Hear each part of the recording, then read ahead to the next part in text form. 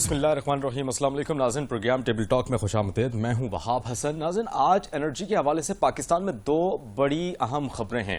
ایک تو عوام کے لیے خوشخبری کا باعث ہو سکتی ہے، جبکہ دوسری خبر عوام کے لیے دھماکہ بھی ثابت ہو سکتی ہے۔ شروع کر لیتے ہیں پہلی خبر سے۔ آپ کو یہ بتائیں کہ پاکستان کی جو کوششیں ہیں وہ رنگ لے آئی ہیں۔ قطر نے ایل این جی کی قیمتیں کم کر دی ہیں، جبکہ ملک کو اربوں ڈالر کا فائدہ ہوگا اس معاہدے سے۔ پاکستان اور قطر کے مابین ایل این جی کی قیمتوں میں کمی پر اتفاق رائے ہو گیا ہے، جبکہ قطری حکومت ایل این جی کی قیمت $11 کی بجائے $9 فی M M B U T کرنے کی جو ہے وہ تیاری کر رہی ہے، اس کے لیے تیار ہو چکی ہے، جس سے پاکستان کو $2 ارب کے قریب فائدہ پہنچ سکتا ہے۔ پاکستان اور قطر کے درمیان 2016 میں ایل این جی کی فراہمی کا 15 سالہ معاہدہ ہوا تھا، جس کی مالیت $15 ارب سے زائد تھی۔ اس وقت ان تمام تر معاہدوں پر نون لیگ کو شدید تنقید کا بھی سامنا کرنا پڑا اور کہا گیا کہ یہ معاہدے نہایت مہنگی قیمت پر کیے گئے ہیں۔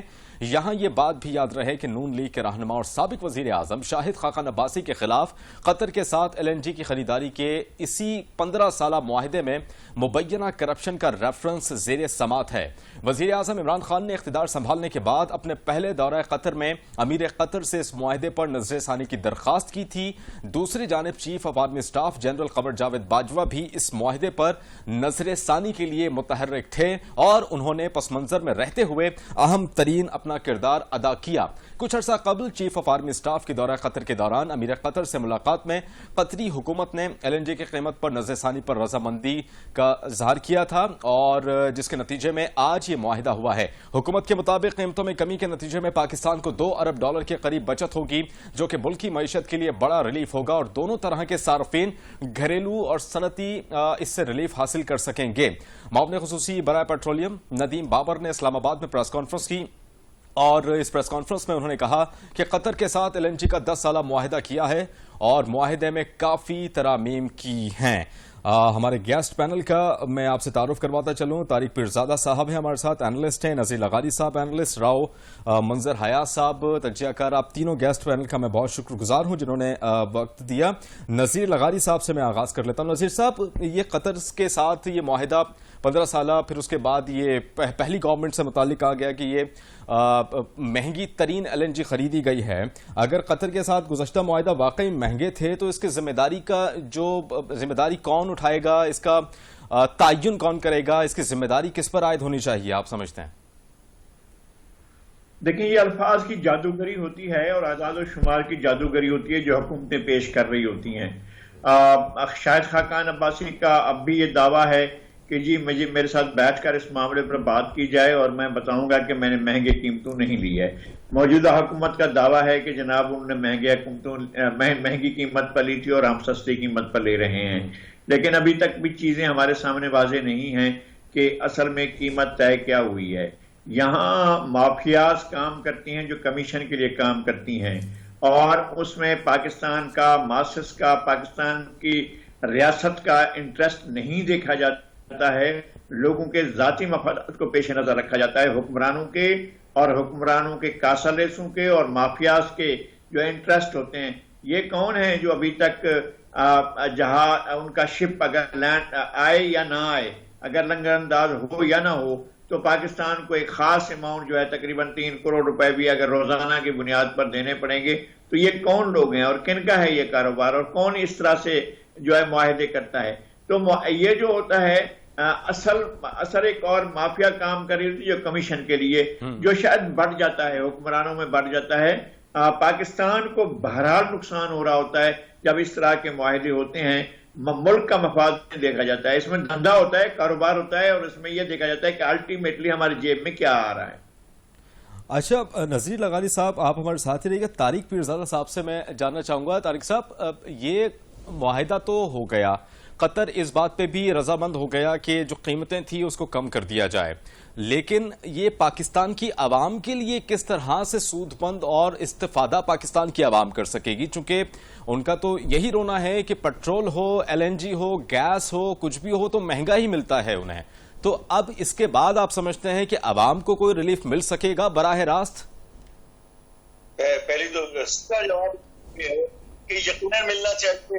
آپ نے بتایا نا، اپنی رپورٹ بہت اچھی تھی یہ 15 ارب ڈالر کا معاہدہ ہے، جبکہ ندیم بابر کے بقول بچت کے بعد جو کہ نیا معاہدہ ہوا ہے اس کے تحت 2 ارب ڈالر کی کمی ہوگی، تو یہ ہمیں 13 ارب ڈالر کی گیس پڑے گی، لیکوائڈ گیس.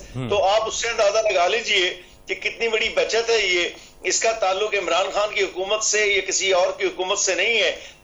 آپ کو میں ذرا سا یاد دلاتا چلوں کہ 4 سال نواز شریف کی حکومت کے دور میں اسی خاقان عباسی سے، اس شخص سے جس کو مری کے لوگوں نے شکست فاش دے کر نکالا اور اس کو لاہور سے جتوایا گیا، پارلیمنٹ میں ممبروں نے درخواست کی، گڑگڑائے، لوگوں نے شور مچایا، میڈیا نے شور مچایا کہ ہمیں قیمت بتائی جائے.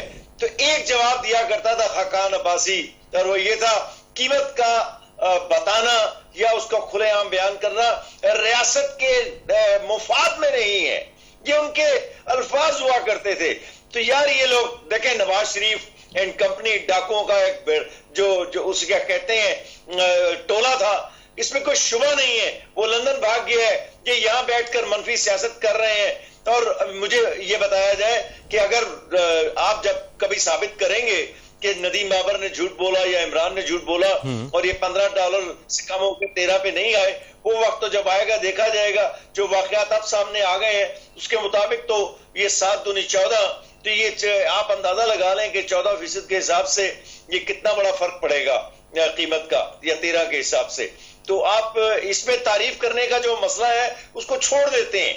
میں تو یہ دیکھنا چاہتا ہوں کہ جس نے یہ معاہدہ کیا تھا وہ تو اس وقت کا سب سے بڑا سکینڈل تھا. اس وقت تو عمران کی حکومت نہیں تھی، اس وقت نہ زرداری کی حکومت تھی نہ کسی کی تھی، لوگوں کی تھی. یہ جو بڑے بڑے آئی پی پیز کے ڈاکو معاہدے کر کے چلے گئے، کوئلے کا کارخانہ اٹھا کر فیصل آباد میں لگا دیا. شرم کا مقام ہے کہ ساحلوں میں لگنے والے کارخانے انہوں نے اندرون پنجاب میں لا کر لگا دیے، اور اس کی جو لانے اور لے جانے کا خرچ ہے اس کو آسمان پہ پہنچا دیا. تو میں یہ کہوں گا کہ جو آپ نے آخری بات کہی تھی کہ کس طرح لوگوں تک فائدہ پہنچنا چاہیے، تو جتنی اس معاہدے کے تحت قیمت کم ہوگی، اگر معاہدہ اس طرح ہوا ہے کہ ہر سال اس کی قیمت اتنے فیصد 10 یا 12 یا 13% کم ہوگی، اور تب جا کر اس کا اتنے سالوں میں اتنا فائدہ ہوگا، تو یقیناً اس ہر سال جتنی قیمت کم ہوگی اتنی ہی اس کو کم بھی ہونا چاہیے. لیکن میں یہاں ایک بات عرض کر دوں کہ یوں تو جو پیٹرول کی قیمت ہے مثلا وہ بھی مزید کم ہو سکتی ہے، لیکن چونکہ ریاست کے پاس وسائل ہی نہیں ہے تو وہ درآمدی اشیاء پر ان کا بہت بڑا انحصار ہوتا ہے، اس سے حاصل ہونے والے ٹیکسوں پر. تو یہ ایک وجہ ہوتی ہے کہ ان چیزوں کی قیمتیں کم نہیں کی جاتی. ورنہ اگر کوئی ریاست مضبوط معاشی بنیاد پر قائم ہو، کھڑی ہو، تو یقیناً ایسا ہونا چاہیے. اور میں توقع کروں گا کہ عمران خان کی حکومت اس طرف آئے اور لوگوں کو اس سلسلے میں سہولت فراہم کرے، قیمتیں کم کرے. کیونکہ جب آپ نے قیمتیں کم کرانے میں قطر سے مدد لی ہے تو یقیناً اس فائدے کو عوام تک پہنچایا جائے. ٹھیک ہے. اچھا مظہر صاحب، ایک بڑا المیہ ہے ہمارے ملک کا کہ اگر کسی بھی گورنمنٹ پر، چاہے وہ سابقہ ہو چاہے وہ موجودہ ہو، ان تمام تر معاملات پر اگر ہم ان سے گفتگو کریں، سوال کریں، اگر تنقید بھی بجا ہو تو تنقید بھی کی جاتی ہے، لیکن ٹھوس مربوط جواب نہیں مل پاتا. اگر موجودہ گورنمنٹ سے پوچھیں تمام تر معاملات پر کہ پچھلی گورنمنٹ نے یہ کیا، پچھلی گورنمنٹ نے مہنگی ترین LNG خریدی، آپ کی گورنمنٹ نے سستی خریدی، تو پھر معاملات جو ہیں وہ تمام تر معاملات پچھلی گورنمنٹ پر ہی ڈال دیے جاتے ہیں. تو اس کی ذمہ داری کون کیوں نہیں لیتا؟ گورنمنٹ تو نہیں لے پاتی، تو اس کی ذمہ داری کس پر عائد ہوگی؟ کا تعلق ہے، اس ملک کا نظام ایسا ہے کہ یہ ملک 2 لخت ہو گیا، اس کی ذمہ داری ہم سرٹن کر کے سزا نہیں کر سکے. تو یہ جو LNG کا معاہدہ ہے اس کی کیا ہم نے ذمہ داری فکس کرنی ہے اور ہماری بساط کیا ہے؟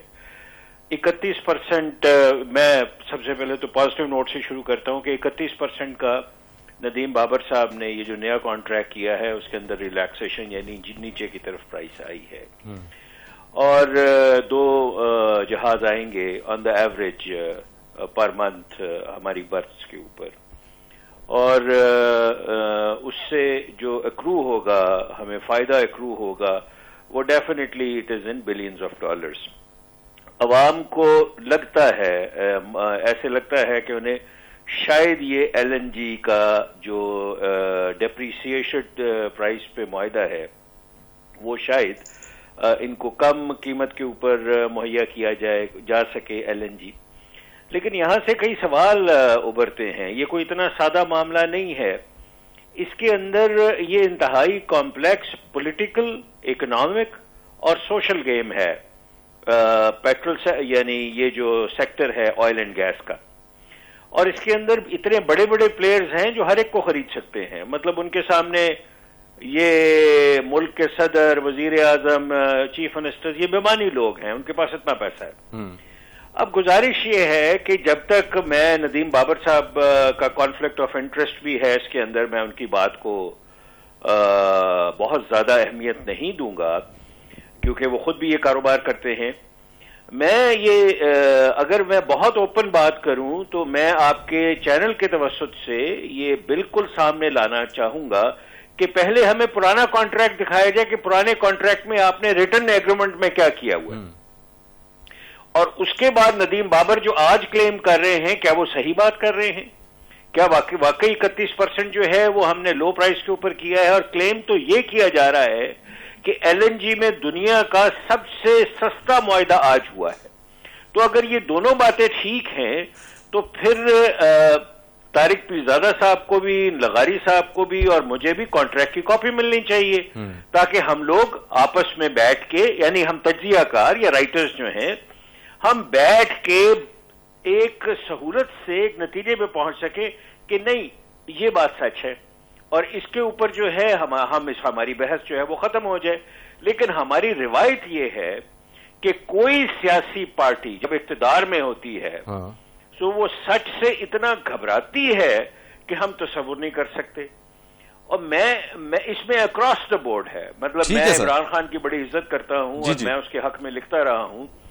پنجاب سے تعلق ہونے کے بعد اگر شہباز شریف کی حکومت میں عمران خان کے متعلق کوئی حق میں لکھتا رہے تو شاید ہم ایک دو بندے تھے. ٹھیک ہے سر، قطع کلامی کی معذرت، مجھے بریک لینی ہے. صرف ایک بات کروں گا. جی سر، بریک لینی ہے. ثابت کریں مجھے کہ آپ نے قیمت جو ہے کم کی ہے، نمبر 1. جی. نمبر 2، آپ کے پاس کیا پلان ہے اسے ٹرانسفر کرنے کا غریب آدمی کو؟ چلیں ٹھیک ہے سر، بریک کے بعد میں آپ سے اس کو کنٹینیو رکھوں گا. ناظرین بریک لیں گے، اس کے بعد پھر واپس آئیں گے.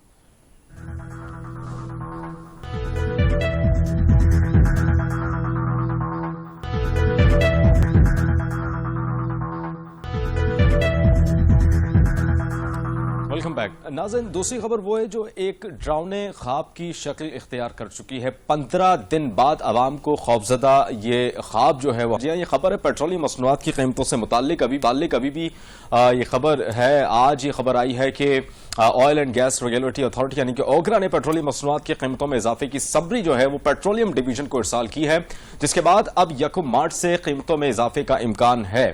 پیٹرولیم مصنوعات کی مجوزہ قیمتوں میں تعین 30 روپے فی لیٹر لیوی کی بنیاد پر کیا گیا ہے، جبکہ سمری میں پیٹرول کی فی لیٹر قیمت میں 20 روپے 7 پیسے اور ڈیزل کی قیمت میں 19 روپے 61 پیسے اضافے کی جو ہے وہ تجویز گردش کر رہی ہے. موجودہ پیٹرولیم لیوی کی بنیاد پر پیٹرولیم ڈویژن کی جانب سے کہا جا رہا ہے کہ ڈیزل کی قیمت 6 روپے فی لیٹر بڑھے گی. اسی پر مزید بات کریں گے. ہمارے ساتھ موجود ہوں گے طارق پیرزادہ صاحب ہیں، نذیر لغاری صاحب ہیں. طارق صاحب سے ہی میں اس متعلق سوال کر لیتا ہوں. طارق صاحب یہ بتائیے گا کہ ہمیشہ پیٹرولیم مصنوعات کی قیمتوں میں اضافے کی وجوہات بتائی جاتی ہیں کہ عالمی جو منڈی ہے اس میں خام تیل کی قیمتوں میں اضافہ بتایا جاتا ہے کہ یہ وجہ ہے، دوسرا روپے کی قدر میں کمی بتائی جاتی ہے جس کی وجہ سے یہ پیٹرولیم مصنوعات کی قیمتوں میں اضافہ ہوتا ہے. براہ راست عوام پر یہ بوجھ ڈالا جاتا ہے، اس کی اصل وجہ آپ کیا سمجھتے ہیں، کیا ہے؟ بات یہ ہے یہ آج سے نہیں ہے، تو بہت سالوں سے ایک ادارہ ہم نے بنایا ہوا ہے جو تیل کی قیمتوں میں اتار چڑھاؤ کو دیکھتا ہے. اور ایک وقت میں آپ کو یاد ہوگا نواز شریف کے وقت میں یہ بہت کم بھی ہو گئی تھیں، اور ایک وقت میں یہ بہت زیادہ بھی ہو چکی تھی اور ناقابل برداشت تھی. اس وقت بھی تقریباً ناقابل برداشت ہے. اب اگر مزید اضافہ ہوتا ہے تو 120 تک بھی جا سکتا ہے 1 لیٹر، اور 122 تک، اور اس سے بھی زیادہ ہو سکتا ہے. لیکن مسئلہ یہ ہے کہ پاکستان میں تیل کی کھپت میں تیزی سے اضافہ ہو رہا ہے، اور ملک کے جو آمدن کے ذرائع ہیں، میں نے اشارتاً اپنے پچھلے پروگرام میں یہ بات کہی تھی، اس سے پچھلے حصے میں، تو اس کے اندر ہماری جو آمدن ہے وہ برآمدات پر مبنی نہیں ہے. زیادہ ہماری آمدن جو ہے وہ اصل میں درآمدات کے اوپر جو عائد ڈیوٹیز ہیں یا ہم نے ٹیکس لگائے ہوئے ہیں ان کے نتیجے میں ہماری ریاست کو جو پیسہ حاصل ہوتا ہے اس سے ہمارے بجٹ کی بہت سی چیزیں پوری ہوتی ہیں. اور یہ وہ وجہ ہے کہ جس کی وجہ سے ایک مسئلہ عوام کے لیے کبھی حل نہیں ہوتا, اور وہ یہ ہے کہ مثلا حکومت اس وقت بھی 1 لیٹر پر 40 یا 45 روپے یا اس کے قریب ہی کوئی رقم ہے جو وہ ٹیکس کے طور پر لے رہی ہے, وہ اس کے لفظ دوسرا استعمال کرتے ہیں. لیکن اور جو ہی تیل کی قیمت میں اضافہ ہوتا ہے تو اپنے منافع کی شرح تو وہ حکومت جو ہے اپنی آمدن کی شرح اس کو قائم رکھتی ہے, اور جو اضافہ ہو جاتا ہے قیمت میں وہ بڑھ جاتا ہے اور وہ عوام پر منتقل ہو جاتا ہے, کیونکہ بلاخر یہ چیزیں آخر کار عوام استعمال کرتے ہیں. اب مسئلہ یہ ہے کہ پاکستان میں عوام کی قوت خرید, آمدن اور قوت خرید دونوں بہت محدود ہیں اور ہوتے جا رہے ہیں. یہ میں اکثریت کا ذکر کر رہا ہوں. اکثریت جو ہے اگر کہیں 60 یا 70% کے قریب متوسط طبقے میں شامل ہوتی یا ہو چکی ہوتی تو ہمارے پاس بڑی گنجائش تھی کہ ہم زیادہ ٹیکسوں کے ساتھ بھی پیٹرول کی قیمتیں بڑھا کر بھی اپنی معیشت کو اچھی طرح چلا سکتے. لیکن اب یہاں پر تو سارا مسئلہ میں نے کہا نا کہ درآمدات پر ٹیکسوں کے ذریعے بجٹ کا ایک بہت بڑا حصہ ہوتا ہے, تو جو ہی قیمتوں میں عالمی اضافہ ہوتا ہے یہ جو ریاست کو درآمدات پہ کے ذریعے آمدن ہونی ہے اس کو اس آمدن کو کم کرنے کی بجائے یہ اس قیمت میں اضافہ کر دیتے ہیں تاکہ وہ عوام تک منتقل ہو جائے اور ریاست پر بوجھ بھی نہ آئے. ٹھیک ہے, یہ بات جو ہے لوگوں کی تکلیف کا باعث ہے اور اس پر شور مچتا ہے, لیکن اس کا بنیادی طور پر سچ بات یہ ہے کہ میرا تو حکومتوں سے کوئی تعلق نہیں ہے, نہ میں کبھی سرکاری ملازم رہا ہوں. یہ طے شدہ بات ہے کہ تمام دنیا میں قیمتوں میں اضافے کے ساتھ پیٹرول کی قیمتوں میں اضافہ ہوتا ہے. ہاں اس تناسب میں فرق ہوتا ہے جس کے ساتھ ہمارے ہاں اس میں اضافہ ہوتا ہے. چلے ٹھیک ہے طارق صاحب, ٹھیک ہے آپ کا موقع. نذیر لغاری صاحب میں آپ سے جاننا چاہوں گا, جون میں بجٹ بھی آ رہا ہے پاکستان کا, تو اس بجٹ میں کیا توقعات رکھ سکتے ہیں؟ چونکہ اس سے پہلے ہی ہم نے یہ دیکھا کہ پیٹرولی مصنوعات کی قیمتوں کا بم ہر 10 سے 15 دن بعد گرایا جاتا ہے. پھر اس کے بعد یہ بھی دیکھنے میں آتا ہے کہ اشیاء خورنوش کی قیمتیں آٹومیٹکلی بڑھ جاتی ہیں, پبلک ٹرانسپورٹ کی قیمتیں بڑھ جاتی ہیں, اور اس کا ایک ریزن بتایا جاتا ہے ان لوگوں کی جانب سے, ٹرانسپورٹرز کی جانب سے, کہ پیٹرول کی قیمتیں بڑھ گئی ہیں. تو یہ بجٹ بھی آ رہا ہے, تو حکومت کس طرح سے اس سارے معاملات کو کنٹرول کرے گی؟ بجٹ میں کوئی ریلیف مل سکتا ہے آپ سمجھتے ہیں کہ ساری معاملات کا اگر ایک سرسری جائزہ لیں؟ مرزا غالب نے کہا تھا کہ قرض کی پیتے تھے میں اور سمجھتے تھے کہ ہاں رنگ لائے گی ہماری فاقہ مستی ایک دن. پاکستان پر ایک قیامت جیسی صورتحال ہے جو موجودہ حکومت نے پیدا کی ہے. کبھی بھی اس طرح کی بے رحم شفاق حکومت نہیں رہی ہے, عوامی ہو, غیر عوامی ہو, عسکری ہو, مارشلائی ہو, کوئی شاہی مزاج قسم کی ہو, ایوب خانی ہو, ضیاء الحق کی حکومت ہو. اس طرح کی شفاق حکومت جو ڈکٹیشن لے اور ڈکٹیشن کے اوپر منوان عمل کرے, اور مینیجر آپ کے جو ہیں اکنامی کے ایسا نہیں ہے کہ جن کے انٹرسٹ کے لیے کام کر رہے ہیں ان کے پیش نظر دو چیزیں ہوتی ہیں کہ عالمی مالیاتی اداروں کی خواہشات کے مطابق پاکستان 1 انچ کی بھی آگے کی ترقی نہ کر سکے. ایک پاکستان کے لوگوں کی ول قوت جو ہے, ان کی برداشت کرنے کی جو قوت ہے اس کو ختم کر دیا جائے, اور پاکستان اللہ نہ کرے پاکستان ڈیفالٹ کی طرف جائے, یا پاکستان کو ایک ایسی صورتحال سے دوچار کر دیا جائے کہ جہاں پر ایک افراتفری کا ایک میرے خیال میں ایک انتہائی خراب صورتحال پیدا ہو سکتی ہے. یہ جو حکمران ہیں ان کے ذہن میں, ان کے دل میں پاکستان کے بارے میں بالکل ذرا سے بھی کنسیڈریشن نہیں ہے کہ اس پر انسان بستے ہیں. یہ جو تازہ ڈکلیریشن لی گئی ہیں, اور آپ نے ایک اپنی قرض دیکھیں, میں ایران کئی بار گیا ہوں اور میرے لیے کوئی آئیڈل سسٹم نہیں ہے, میں کہوں کہ جی ایران کا سسٹم مجھے بہت پسند ہے, لیکن ایک بات تو دنیا کا بڑے ان ملکوں میں ہے جو آئل پروڈیوسر ہیں. میں بتا رہا ہوں آپ کو کہ 2003 میں گیا, 2007 میں گیا, اس کے بعد بھی گیا, لیکن وہاں پر راشننگ ہے پیٹرول کی, اور آپ 3 لیٹر سے زیادہ پیٹرول نہیں لے سکتے ہیں. ہمیں چونکہ امپورٹ کرنا ہے, چونکہ امپورٹس پر ہم نے ڈیوٹیاں لگانی ہیں اور لوگوں کے کھال اتارنی ہے, تو اس کے علاوہ ہمارے پاس چارہ نہیں, آمدنی کا یہی ذریعہ. اس کے باوجود 3000-4000 ارب کے حساب سے ہم روزانہ کے بنیاد پر قرضے بھی لیتے ہیں, بھائی خدا کے واسطے یہ تو بتا دو کہ یہ جو اربوں روپے کے قرضے اور کھربوں روپے کے قرضے لے رہے ہو یہ پاکستان کے لوگوں کے اوپر، پاکستان کے عام آدمی کے اوپر، پاکستان کے کسی پروجیکٹ کے اوپر، پاکستان کے کسی ڈیولپمنٹ کے اوپر کہاں لگا رہے ہو؟ سارے کے سارے یا تو مافیا کے پیٹ میں جا رہے ہیں یا ان کے پیٹ میں جا رہے ہیں جو حکمران ہیں۔ کہاں جا رہا ہے یہ پیسہ جو اربوں ڈالر، جو آپ نے اربوں ڈالر کے حساب سے کیا کھربوں روپے کے حساب سے قرضے لے لیے؟ آپ کے ڈومیسٹک قرضے اتنے زیادہ ہیں کہ جن کا حساب نہیں ہے، آپ کے اوپر بیرونی قرضے ایسے ہیں کہ جن کا کوئی حساب نہیں ہے۔ آپ پاکستان کو کھینچ کر ڈیفالٹ کی طرف اور ایک فیل اسٹیٹ کی طرف، اور لگائے صاحب یہاں پر میں یہ چیز بھی ایڈ کرنا چاہوں گا کہ یہ وہی حکومت ہے جو اقتدار میں آنے سے پہلے یہ باتیں کرتی تھی کہ کرپشن اگر ہے کسی ریاست میں تو اس کی وزیر اعظم کو پکڑا جائے، اس کے خلاف مقدمہ کیا جائے، وہ کرپشن میں ملوث ہے۔ دوسرا یہ کہ یہی گورنمنٹ تھی جس نے کہا تھا کہ ہم IMF کے پاس نہیں جائیں گے، ہم ورلڈ بینک کے پاس نہیں جائیں گے، ہم خود پیداوار کریں گے، ہم خود تمام تر معاملات دیکھیں گے، لیکن تمام تر معاملات اس کے الٹ دیکھنے میں اقتدار میں آنے کے بعد۔ یہ چیز میں یہاں پہ ایڈ بھی کرنا چاہوں گا۔ جی، پاکستان مینیجیبل کنٹری ہے، پاکستان ایسا نہیں ہے کہ آپ اس کو مینیج نہیں کر سکتے۔ پاکستان وسائل سے مالا مال ملک ہے۔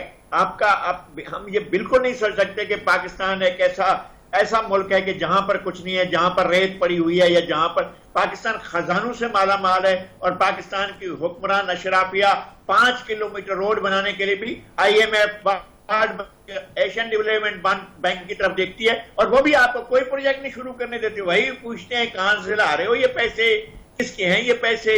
اور پھر یہ کہ سی پیک بن رہا ہے تو کون بنائے گا؟ اصل جھگڑا یہ چل رہا ہوتا ہے کہ کمیشن کس کے پاس جائے گا؟ الف کے پاس جائے گا، بے کے پاس جائے گا، رے کے پاس جائے گا، جیم کے پاس جائے گا۔ اور یہ اصل پاکستان میں، مجھے نیشنل ہائی وے اتھارٹی کے ایک بہت پرانے چیئرمین نے آج سے 30-35 سال پہلے بتایا تھا کہ ایک کمپنی ہمارے پاس آئی تھی جو کراچی سے پشاور 4 لینز کا ڈبل جو ہے وہ موٹر وے بنانے کے لیے تیار تھی، اور اس نے صرف ایک شرط رکھی تھی کہ یا تو 5% آکٹرائے میں ہمارا حصہ رکھا جائے، 5% نہیں، 5 پیسے، اس وقت کے 5 پیسے ہمارا آکٹرائے میں حصہ رکھا جائے کہ ہمارے ہوں گے 5 پیسے، آپ جو بھی مقرر کریں۔ اور دوسرا یہ کہ یا تو پھر 5 سال کریے، آپ ہماری کمپنی فلاں ہے اس کے ٹرک خریدیں گے۔ انہوں نے کہا جی چھوڑیں اس بات کو، ہمارا کمیشن کیا ہوگا اس میں؟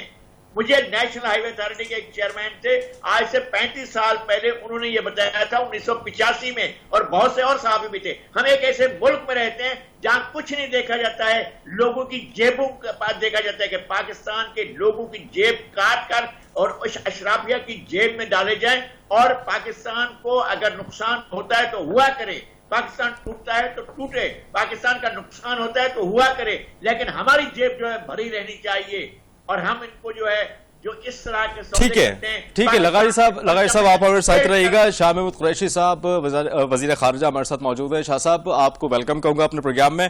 شاہ صاحب یہ FATF کا معاملہ ہے اور 6 مہینے کے لیے مزید گرے لسٹ میں ہے، اس پر میں آپ کا موقف جاننا چاہوں گا۔ ابھی کی کیا اہم ڈیولپمنٹ ہے انٹرنیشنلی پاکستان سے متعلق FATF کی؟ دیکھیے آپ کے سامنے ہے کہ پاکستان نے 27 میں سے جو 24 آئٹمز ہیں اس پہ تو ہماری فل کمپلائنس کو وہ اکنالج کرتے ہیں۔ جو 3 رہ گئے اس پہ بھی ہماری نظر میں تو بیشتر حصہ ہم اس پہ پیش رفت کر چکے ہیں، لیکن ان کی نظر میں ابھی مزید کام کچھ درکار تھا، اور انہوں نے جون تک کا وہ کہا ہے کہ اگلی پلینری تک اس پہ آپ پیش رفت کر کے تشریف لائیے۔ دوسری بات یہ ہے کہ ہندوستان کا پھر آپ کے سامنے ہے رویہ، ان کی کوشش تھی پاکستان کو بلیک لسٹ میں دھکیلا جائے، الحمدللہ اس میں انہیں کامیابی نہیں ہوئی، اور انہوں نے ایک ٹیکنیکل فورم کو پھر پولیٹیسائز کرنے کی کوشش کی، اور آپ نے دیکھا کہ بہت سے ممالک نے اپنی انٹرونشنز میں پاکستان کے جو مثبت پیش رفت ہے اس کو ایکنالج بھی کیا، اس کو سراہا بھی، اور اس کو اپریشیٹ بھی کیا۔ آخری بات یہ ہے کہ یہ جو ہم کر رہے ہیں دنیا ہم سے جو بھی توقع کرے، ہم نے خود بھی دیکھنا ہے کہ ہمارے اپنے ملک کے مفاد میں کیا ہے، ہمارے اپنے مفاد میں کیا ہے.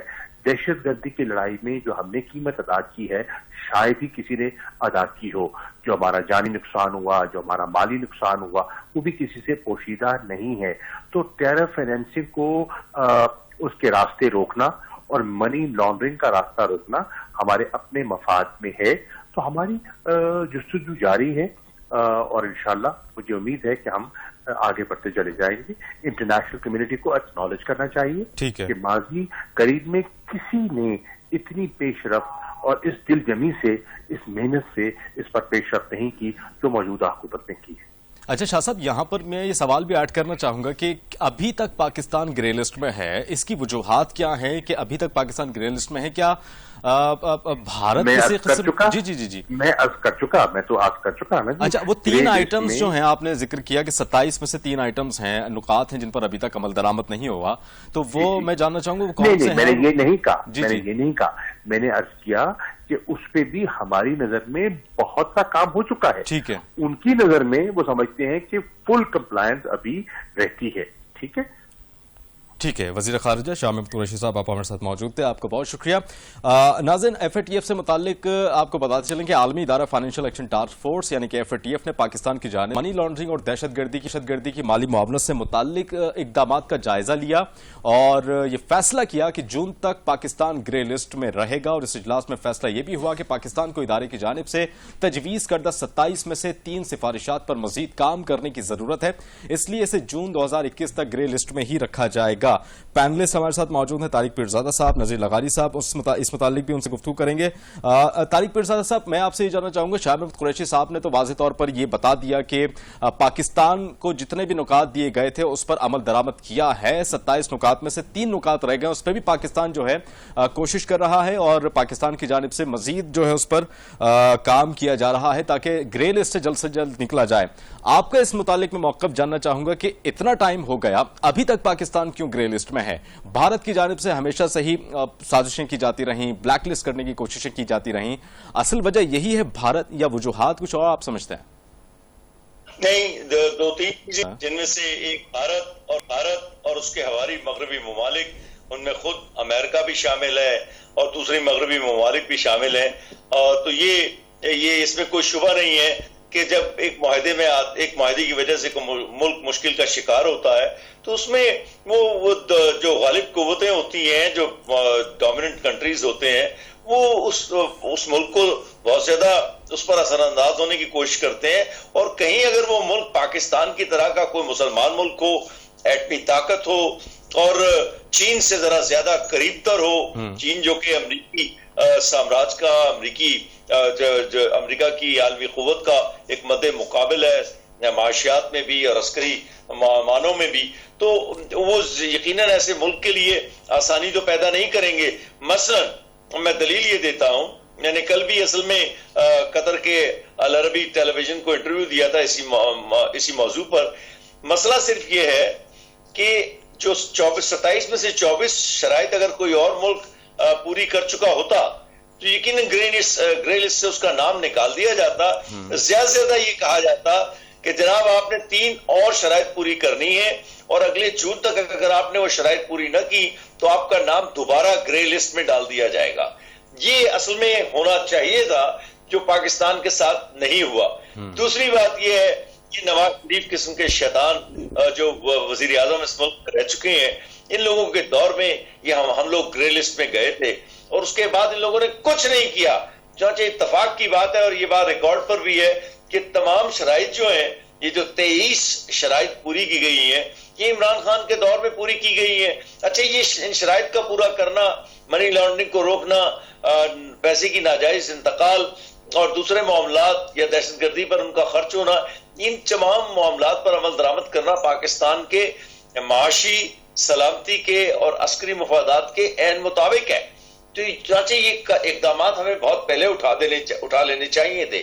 تو چونکہ تاخیر ہوئی لہذا ان 5 ملکوں کو، امریکہ، ہندوستان اور دوسرے ملکوں کو یہ موقع مل گیا کہ جناب یہ تو پچھلے 20 سال سے دہشت گردی کا گڑھ ہے اور آپ دیکھ رہے ہیں کہ یہاں سے روپیہ کشمیر میں بھی جاتا ہے اور شمال افغانستان میں بھی جاتا ہے اور طالبان کی مدد کی جاتی ہے اور یہاں سے مشرق وسطیٰ میں بھی روپیہ جاتا ہے. چنانچہ وہ الزامات کا ایک پلندہ ہے جو آپ تیار اس وقت زیادہ کرتے ہیں جب آپ نے شروع میں شرائط پر عمل نہ کیا ہو اور مخالف ریاستوں کو یہ کہنے کا موقع مل جاتا ہے کہ پاکستان جیسے ملک کو ہم مزید پابندیوں کے تحت رکھنا ضروری ہے. ورنہ میں نے کہا نا عام حالات میں اگر 24 شرائط کوئی اور ملک پوری کر چکا ہوتا تو اس کو گرے لسٹ سے نکال دیا جائے. ٹھیک ہے لگا صاحب، اس پر میں آپ کا کامنٹ جاننا چاہوں گا. جس طرح سے پیرزادہ صاحب نے فرمایا کہ 27 میں سے اگر کوئی بھی ملک 24 نکات پر عمل درآمد کر لیتا تو اس کو ایک مہلت دے دی جاتی کہ ٹھیک ہے آپ کا نام گرے لسٹ سے نکالتے ہیں، اگر 6 مہینے کے اندر اندر یہ 3 شرائط بھی پوری نہیں ہوئی تو واپس گرے لسٹ میں ڈال دیا جائے گا. تو یہاں پہ کوئی بیانات میں کوئی تضاد آپ سمجھ رہے ہیں کہ یہ ہو سکتا ہے ایسا کہ پاکستان کی جانب سے ٹھیک ہے 27 میں سے 23 نکات پورے کر لیے جائیں اور 3 جو ہے وہ جون تک پورے کر لیے جائیں، لیکن تھوڑا تضادات نہیں آ رہے ہیں تمام تر بیانات میں؟ یہ ہے کہ پیرزادہ صاحب نے بالکل ٹھیک کہا ہے کہ ہمیں آمدن اس میں ڈالا گیا اور اصل بات یہ تھی کہ ہمیں اسکرو کرنا تھا، ہمیں کسا جانا تھا اور کسے جانے کے عمل میں بہت سے لوگ شامل تھے. ایک تو آپ جن پر لعنت بھیج رہے ہیں ان کا مجھے نہیں پتا کہ کیا تھا، اس کے علاوہ بھی بہت سے ایلیمنٹس ایسے تھے کہ جو پاکستان کو اس صورتحال سے دوچار کر رہے تھے. اور ایک بات اور، جو ہمارے سرپرست ہیں، جو ہمارے بڑے ہیں، جو ہم سے ہر ڈکٹیشن منواتے ہیں، یہ ان کی کارستانی ہے، وہ ہمیں اس میں رکھنا چاہتے ہیں. ہم ان کی شرائط مانتے ہیں، ہم ان کے سبارڈینیٹ بنتے ہیں، ہم امریکی ڈکٹیشن لیتے ہیں، ہم امریکہ کے انٹرسٹ کو سرو کرنے کی ہر ممکن کوشش کرتے ہیں، ہم امریکہ کے انٹرسٹ کے لیے دنیا بھر سے لڑ جاتے ہیں، ہم دنیا کے اندر ایک پوری جنگ برپا کرتے ہیں، ہم افغانستان کے اندر جاتے ہیں اور افغانستان کو ڈی اسٹیبلائز کرتے ہیں. تو ہم ان کی جنگ لڑ رہے تھے نا. ہمارے افغانستان سے تو برادران تعلقات تھے. افغانستان چاہے وہ ظاہر شاہ کی حکومت ہو، سردار داؤد کی ہو، نور محمد تراکی کو، ہمارا اس سے کیا دینا تھا. لیکن اصل بات یہ تھی کہ آزاد دنیا کے چارلی ولسن کا، جوائن ہیرنگ کا، گاسٹیورا کوٹوس کا، ہم نے ان کے ایجنڈے پر عمل کرنا تھا اور ہم نے ان کے ایجنڈے پر عمل کیا. ہم نے پالے لوگ اور ہم نے کہا کہ جاؤ بھائی دنیا پر چھا جاؤ، فتح کر کے آ جاؤ اور ہمارے قدموں میں بچھا دو. تو اس کا نتیجہ یہی ملنا تھا. اور ہم کس بات سے چھپ رہے ہیں، کس بات ہی کر رہے ہیں، اور یہ ہم کس کے لیے کر رہے تھے؟ ہم اپنے لیے کر رہے تھے. وہ تو اس طرح گئے کہ پھر پلٹ کر نہیں دیکھا اور پاکستان پھنسا ہوا تھا کس میں؟ دہشت گردی میں، اسلحے میں. بے شمار پاکستان کے اندر اسلحہ موجود تھا، پاکستان کے اندر منشیات کی فیکٹریاں لگی ہوئی تھی، پاکستان کے اندر 19 لاکھ سے زائد لوگ ضیاء الحق کی موت کے وقت 19 لاکھ سے زائد افراد ہیروئن پیتے تھے، جو اب بھی پی رہے ہیں. اب بھی ہمارے یہاں منشیات کا دھندا ہوتا ہے، اب بھی ہمارے یہاں منشیات کا کاروبار ہوتا ہے. اور ہم کانفرنس اور سیمینار کرتے ہیں کہ جناب سینٹرل ایشیا میں ہمیں بینک کھولنے کی اجازت دی جائے تاکہ ہمارا پیسہ وائٹ ہو کر آ جائے. کون سا طریقہ کار ہے؟ ہم کرنا کیا چاہتے ہیں؟ ہم دنیا کے اندر رہنا چاہتے ہیں کہ نہیں رہنا چاہتے ہیں؟ ٹھیک ہے، کیا ہم صرف اس لیے متعین کیے گئے ہیں؟ کیا ہم غیر ملکی مفادات کے لیے، ہم نیٹو کے مفادات کے لیے، ہم امریکی مفادات کے لیے، ہم بشٹ کے مفادات کے لیے، ہم بڑے ممالک کے مفادات کے لیے ہم اپنے لیے اعلی کار بنے؟ آؤ ہم سے اڈے لے لو، آؤ ہم سے انٹیلیجنس لے لو اور ہمارے ساتھ شراکت داری کرو اور ہمیں جو ہے وہ جو اسپورٹس فنڈ دو، ہم تمہیں سپورٹ کرتے ہیں، ہمیں فنڈ دو. پھر حساب بھی نہیں دیں گے، ہم حساب نہیں دیں گے کہ کہاں خرچ کیا ہے. بہت کچھ ہے اور یہ سب کچھ ان کا کیا دھرا ہے. جو جن لوگوں نے ہمیں گرے لسٹ میں ڈالا ہوا ہے ہم نے انہی کے لیے کیا ہے. ایک انڈیا ہے جو ہمارا دشمن ہے اور ہمارے گلے پڑا ہوا ہے، لیکن اور لوگ کون ہیں جنہوں نے ہمیں صورتحال کا دوچار کیا ہے؟ ان میں امریکہ سر فہرست ہے اور وہ ہمیں نہیں چاہتا ہے کہ ہم اپنے پیروں پر کھڑے ہو کر اپنے ملک کے وقار کے لیے، اپنی خود مختاری کے لیے، اپنی سلامتی کے لیے اپنے طور پر فیصلے کریں. وہ ہم پر مسلط کرتا ہے اور ہم ان کا مانتے ہیں، ڈکٹیشن مانتے ہیں. ٹھیک ہے. اچھا پیرزادہ صاحب، آپ سمجھتے ہیں کہ سارے معاملات دیکھنے کے بعد جس طرح سے FATF میں گرے لسٹ میں گیا پاکستان، اس کے بعد سے جو نکات پر عمل درآمد کیا گیا، کل عدم تنظیموں کے جو اکاؤنٹس ہیں وہ منجمد کیے گئے، ان کو چیک اینڈ بیلنس کے لیے جو ہے وہ ایک پورا ایک پرسپیکٹو دیا گیا ان کو، اس کے ساتھ ساتھ آپ سمجھتے ہیں کہ 6 مہینے کی جو اب مہلت ہے، اس 6 مہینے میں پاکستان گرے لسٹ سے اب نکل جائے گا؟ کہ اگر ہم نے ان کی بقایا 3 شرائط کو پورا کر دیا اور جس میں کوئی مشکل مجھے تو نظر نہیں آ رہی ہے. بات تو یہ ہوتی ہے کہ مثلا 2 حصے ہوتے ہیں بعض اوقات شرائط کے. مثلا ایک شرط یہ ہے کہ جناب آپ نے بینکوں کے ذریعے, میں ایک مثال دے رہا ہوں اور اس پر تو عمل درآمد ہو چکا ہے, کہ نہ صرف آپ نے بینکوں کے ذریعے ٹرانسفر کو روکنا ہے بلکہ جن جگہوں پہ وہ رقم اکٹھی ہوتی ہے, چاہے منی چینجر ہوں, کوئی اور ہوں, غیر قانونی طور پر کیش کی صورت میں رقمیں ہوں, بانڈز کی صورت میں ہوں, چنانچہ وہ جو اس کی تفصیلات ہوا کرتی ہیں ان کی دلچسپی علاوہ سیاسی محرکات کے جن کی طرف لغاری صاحب نے بھی ذکر کیا, جیسے امریکہ اور ہندوستان کے ہیں پاکستان مخالف, تو ان پر عمل درآمد کرانا اس نظام پر جو بیسک سٹرکچر ہوتا ہے, ڈھانچہ جس کے ذریعے کوئی پابندی جو ہے عمل پذیر ہوتی ہے, اس پر عمل درآمد ہوتا ہے, تو اس میں وقت لگتا ہے. چونکہ ہمارے ہاں قانونی پیچیدگی, قانونی بہت سے موجود نہیں تھے. قانون آپ نے دیکھا ہے کہ پچھلے 2 سالوں میں بنائے گئے, ان پر پھر عمل درآمد کے لیے ادارے بنانے پڑتے ہیں. اس کے بعد اداروں کا ان قوانین پر عمل درآمد شروع ہوتا ہے, اس کے نتائج ہوتے ہیں, کچھ چیزوں کو ضبط کرنا ہوتا ہے. جیسے کہ کل کی کانفرنس میں جو نمائندے تھے ان کے FATF کے, انہوں نے اعتراف کیا کہ پاکستان نے بہت سی چیزوں کو پر نہ صرف قوانین بنائے بلکہ ان پر عمل درآمد بھی کروایا ہے. لیکن چونکہ 3 چیزیں انہوں نے بڑی وضاحت سے کہی ہیں کہ رہ گئی ہیں, تو انہوں نے واضح طور پر یہ کہا ہے کہ اگر پاکستان نے ان تینوں پر عمل درآمد کر دیا تو آنے والے دنوں میں جون تک پاکستان کے متعلق فیصلہ کیا جائے گا, جس کا مطلب یہی ہے کہ اس پابندی کو اٹھانا پڑے گا. دیکھیں پاکستان کے متعلق اب یہ پابندیاں, ایک ذرا اضافی بات کرتا چلوں, اب ان کو قائم رکھنا مزید ممکن نہیں رہا ہے. اس کی وجہ کہ پاکستان اپنی تمام تر کمزوریوں کے باوجود ایک بڑا ملک ہے, اس میں کوئی شبہ نہیں ہے, اور مسلمان دنیا میں اور پوری دنیا میں ایک آواز جو ہے وہ تھوڑی سی نمایاں بھی ہوئی ہے ہماری بہت سی وجوہات کی بنیاد پر.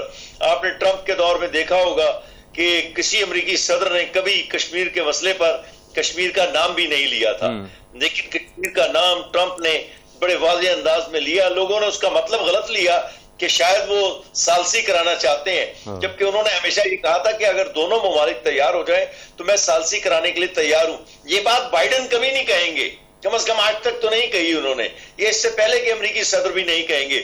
تو جہاں غلطی تھوڑی سی نظر آ رہی ہے یا یہ کہیے کہ کام کرنے کی گنجائش تھی مثلا ٹرمپ کے دور میں, وہ یہ تھی کہ جب ہم افغانستان کا مسئلہ پچھلے 2 سال میں جان مار کے ہم اس کو بہت مثبت حل کی طرف لے کر آئے ہیں, اسی دوران ہمیں سر ٹرمپ سے تھوڑا سا یہ مذاکرات اس بات پہ کرنے چاہیے تھے کہ ہمیں FATF سے نکالنے کے لیے آپ کی مدد چاہیے. یہ بات تھوڑی سی جارحانہ انداز میں ہوتی ہے ایک سفارتی نزاکتوں کو قائم رکھتے ہوئے. چلیں ٹھیک ہے, اس میں کوئی کمی مجھے لگتا ہے کہ رہ گئی ہے. ٹھیک ہے, کوئی کمی رہ گئی ہے, ورنہ اب تک تفریق میں پاکستان کا نام اس لسٹ سے باہر آنا چاہیے. چلیں ٹھیک ہے, ابھی تک پاکستان کا نام اس گرے لسٹ سے باہر آ جانا چاہیے تھا. طارق پیرزادہ صاحب آپ کا بہت شکریہ, نذیر لغاری صاحب آپ کا بہت شکریہ, راؤ منظر حیات صاحب اس سے قبل ہمارے ساتھ موجود تھے, شاہ محمود قریشی وزیر خارجہ ہمیں جوائن کیا تھا. آپ سب گیسٹ کا بہت شکریہ. ناظرین پروگرام کا وقت ختم ہوتا ہے, اللہ حافظ.